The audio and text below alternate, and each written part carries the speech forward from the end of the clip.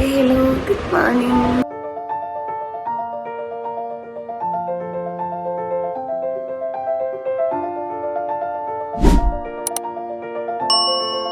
എല്ലാവർക്കും എൻ്റെ ഹാപ്പി വിഷു. അപ്പോൾ രാവിലെ നമ്മളെ കുറിച്ച് അമ്പലത്തിൽ പോകണം, സമയമില്ല.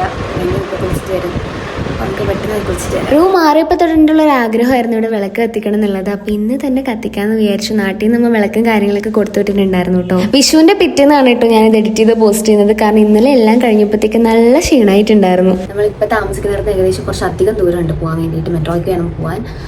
ലൈനോ റെഡി ആവുന്നതേ ഉള്ളൂ. ഇപ്പോൾ രാവിലെ എണീറ്റ് കുളിച്ച് അമ്പലത്തിലേക്കൊക്കെ പോകാൻ നിൽക്കുമ്പോഴാണ് ഞാൻ ആലോചിക്കുന്നത്, നേരത്തെയൊക്കെ കസിൻസ് എല്ലാവരും കൂടി രാവിലെ കുളിച്ച് നടക്കും അമ്പലത്തിലേക്ക്. അപ്പോൾ തിരിച്ച് വന്നിട്ട് ഇല വെട്ടാൻ പോകുന്നു. വീട്ടിലെ വലിയച്ഛന്മാരും വലിയമ്മമാരും അമ്മയും എല്ലാവരും കൂടി സദ്യ റെഡിയാക്കുന്നു. അടിപൊളിയായിരുന്നു. പാട്ടൊക്കെ പാടി എല്ലാവരും ഇങ്ങനെ നിലത്തിരുന്ന് വാഴയിലയിൽ സദ്യ കഴിക്കുന്നു. അതൊക്കെ ഭയങ്കരമായിട്ട് എനിക്ക് ഇപ്പം രാവിലെ അമ്മ കണി കാണിക്കാൻ വിളിച്ചിട്ടുണ്ടായിരുന്നു. അപ്പം അമ്മ ഞാനതിങ്ങനെ പറയായിരുന്നു. എനിവേ നമുക്ക് ഇവിടെ മാക്സിമം വിഷു അടിപൊളിയാക്കാം. അപ്പോൾ രാവിലെ തന്നെ ഞാനും ലീനുവും കൂടി കുളിച്ച് അമ്പലത്തിലേക്ക് പോയിട്ടുണ്ടായിരുന്നു. ബാംഗ്ലൂർ എനിക്ക് ഏറ്റവും ഇഷ്ടമുള്ളൊരു അമ്പലമാണ്. എൻ്റെ വീഡിയോ കാണുന്നവർക്കൊക്കെ അറിയാം, ജാലഹള്ളിയിൽ അയ്യപ്പൻ്റെ അമ്പലം. ലേനു ആണെങ്കിൽ ഇതുവരെ അവിടെ പോയിട്ടില്ല. അപ്പോൾ ഞങ്ങൾ അങ്ങോട്ടാണ് കേട്ടോ പോയിട്ടുണ്ടായിരുന്നത്. അപ്പോൾ ചെന്നപ്പോൾ തന്നെ നമുക്ക് വെളിയിൽ നിന്ന് കുറേ ആൾക്കാർ നിന്നിങ്ങനെ ഒരു വിഷു കൈനീട്ടം തരുന്നുണ്ടായിരുന്നു കേട്ടോ, 5 രൂപയുടെ കോയിന്. കുറച്ചധികം ദൂരമുള്ളതുകൊണ്ട് ഞങ്ങൾ ചെന്നപ്പോഴത്തേക്കും കുറച്ച് ലേറ്റ് ആയിട്ടുണ്ടായിരുന്നു. എന്നാലും വെളിയിൽ നിന്ന് നല്ല ക്യൂ ആയിരുന്നു കേട്ടോ തൊടാൻ വേണ്ടിയിട്ട്. ലേനു ആണെങ്കിൽ പോലും നല്ല എക്സൈറ്റ്മെന്റിലായിരുന്നു. കാരണം വിഷു ഒക്കെ ആയിട്ട് അവൾ ആദ്യമായിട്ടാണ് ഇങ്ങനെ അമ്പലത്തിലേക്ക് വരുന്നത്. പിന്നെ ഞങ്ങൾ രണ്ടാളോട് ഒരു ക്യൂവിൽ നിന്നിട്ടുണ്ടായിരുന്നു. സത്യം പറഞ്ഞാൽ ഞങ്ങളത് ചന്ദനം കിട്ടാനുള്ള ക്യൂ ആണെന്നാണ് വിചാരിച്ചത്. പക്ഷെ അടുത്ത് ചെന്നപ്പോഴാണ് അത് പാൽപ്പായസത്തിനുള്ള ക്യൂ ആയിരുന്നു. ഭയങ്കര അൺഎക്സ്പെക്റ്റഡ് ആയിരുന്നു. പിന്നെ മാത്രമല്ല എൻ്റെ പൊന്നി, എനിക്കത് എങ്ങനെയാ പറയേണ്ട നേരത്തില്ല, ഭയങ്കര ടേസ്റ്റ് ആയിരുന്നു കേട്ടോ. ഞാനാണെങ്കിൽ എന്നോട് എപ്പോഴും പറയായിരുന്നു, പണ്ട് അമ്പലത്തിൽ ഞങ്ങളുടെ അവിടെ കൃഷ്ണ അമ്പലത്തിൽ പോകുമ്പോൾ ഇങ്ങനെ പാൽപ്പായസം ഗ്ലാസ്സിൽ തരുന്നത് ചൂടോടെ തന്നെ കുടിക്കണം, ഭയങ്കര ടേസ്റ്റാന്നുള്ളത്. ഇന്നാണെങ്കിൽ അവൾ വന്നപ്പോൾ തന്നെ അത് കിട്ടുകയും ചെയ്തു. ആള് ഭയങ്കര ഹാപ്പിയായി. പിന്നെ അവിടെ നിന്ന് തന്നെ ഫുഡും കഴിച്ച് നേരെ റൂമിലേക്ക് പോയിട്ടുണ്ടായിരുന്നു. നല്ല ചൂടായിരുന്നു കേട്ടോ പുറത്ത്. മാത്രമല്ല ഇന്ന് ഉച്ചയ്ക്ക് കുറച്ച് സദ്യയല്ല കുറച്ച് കറികൾ ഉണ്ടാക്കാൻ പ്ലാൻ ചെയ്തിട്ടുണ്ട്. അപ്പോൾ അതിനുള്ള സാധനം വാങ്ങിച്ചുകൊണ്ട് പോയായിരുന്നു കേട്ടോ. മടുത്തു എന്നൊക്കെ പറഞ്ഞാൽ നല്ല രീതിക്ക് മടുത്തു. രാവിലെ 7:30 പോയതാണ്, ഇപ്പം തിരിച്ചെത്തിട്ട് 12 മണിയായി. ഇനി വേണം എന്തെങ്കിലുമൊക്കെ ഉണ്ടാക്കാൻ ഉച്ചയ്ക്ക്. ചെറിയൊരു സദ്യ പോലൊക്കെ ഉണ്ടാക്കാന്ന് വിചാരിക്കും. ഇവിടെ പായസം സെറ്റായി വേണം. ഇതുകൂടി കഴിഞ്ഞിട്ടുണ്ടെങ്കിൽ സദ്യ റെഡി. അങ്ങനെ പായസം കൂടി ആയിട്ടുണ്ടെങ്കിൽ സദ്യ റെഡിയാവും. ഞാനെ കഴിക്കാൻ വേണ്ടിയിട്ട് ഇങ്ങനെ കൊതിച്ചിരിക്കുകയാണ്.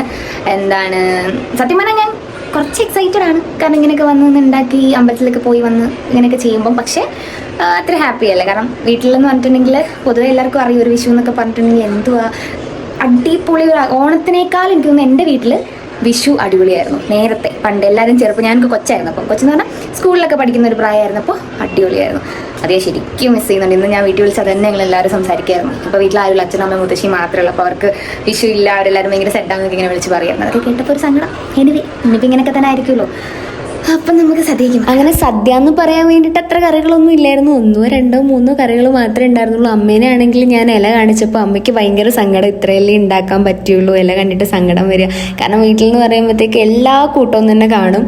പക്ഷേ ഞാൻ ഹാപ്പി ആയിരുന്നു. കാരണം ഇത്രയിലും ഉണ്ടാക്കാൻ പറ്റില്ല, അല്ലെങ്കിൽ നോർമലായിട്ട് ഫുഡ് വരേണ്ടി വരുമായിരുന്നല്ലോ. പക്ഷെ ഇത്രയിലും ആക്കാൻ പറ്റിയതിൽ ഞാൻ ഭയങ്കര ഹാപ്പി ആയിരുന്നു കേട്ടോ. പിന്നെ ഇലയിൽ അതെല്ലാം കൂട്ടി കഴിച്ച് പായസം അതിലൊക്കെ ഒഴിച്ച് കഴിച്ചപ്പോഴത്തേക്കും അടിപൊളിയായിരുന്നു. ഞാനില്ലേനു എന്തായാലും ഫുള്ളി ഹാപ്പി ആയിരുന്നു ഇന്നലെ.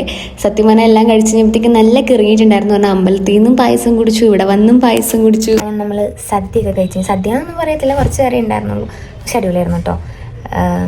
പായസവും എല്ലാം കഴിച്ച് നല്ല വയറ് ഫുള്ളായി.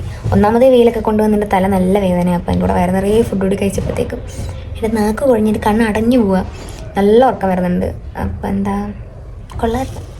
അപ്പം ഞാൻ നല്ലൊരു ഉറക്കം പാസ്സാക്കിയിട്ട് വരാം. ഒരു 1.5 ഉറക്കം കഴിഞ്ഞു. കാരണം എന്നും മെല്ലെ എണീറ്റ് സമയം നോക്കിയപ്പോൾ ഇത്രയും നേരമായെന്ന് വിചാരിച്ചത്. കാരണം അമ്പലത്തിൽ നിന്ന് നിറച്ച് പായസം കുടിച്ചു, ഇവിടെ വന്നിട്ട് നിറച്ച് പായസം കുടിച്ചു, മൊത്തത്തിൽ ഇറങ്ങിപ്പോയി. കുറേ ആൾക്ക് കഴിച്ചാൽ ഇങ്ങനെ ഇഷ്ട ഭക്ഷണം വയറ് നിറച്ച് കഴിക്കുന്നത് അതിൻ്റെ ക്ഷീണമായിരിക്കും. അപ്പോൾ എന്താ അതിനകത്ത് അങ്ങനെ വലിയ കാര്യത്തിൽ ഈ വ്ളോഗിൽ അങ്ങനെ ഒന്നും ഇല്ല. ഞാനൊരു വിഷു അല്ലേ ആദ്യമായിട്ട് ഇങ്ങനെ തന്നെത്താനെ ഇതൊക്കെ അമ്പലത്തിലൊക്കെ പോയി ഫുഡൊക്കെ ആക്കുന്ന ഒരു വിഷയം വിചാരിച്ചൊരു ലോങ് വീഡിയോ ആക്കാമെന്ന്. ഞാൻ പോസ്റ്റ് ചെയ്യുമെന്ന് അറിയത്തില്ല, പോസ്റ്റ് ചെയ്യുമായിരിക്കും. അപ്പോൾ എന്താ ഒന്നുമില്ല. Thanks for watching. നമ്മുടെ വീഡിയോ ആദ്യമായിട്ട് കാണുന്നവരാണെന്നുണ്ടെങ്കിൽ ഒന്ന് ലൈക്ക് ചെയ്ത് ഷെയർ ചെയ്ത് സബ്സ്ക്രൈബ് ചെയ്തേക്കണേ. അങ്ങനെ ഇന്നത്തെ പ്രോഗ്രാം അവിടെ നിർത്തുന്നു. അപ്പോൾ ശരി, ബൈ ഗൈസ്.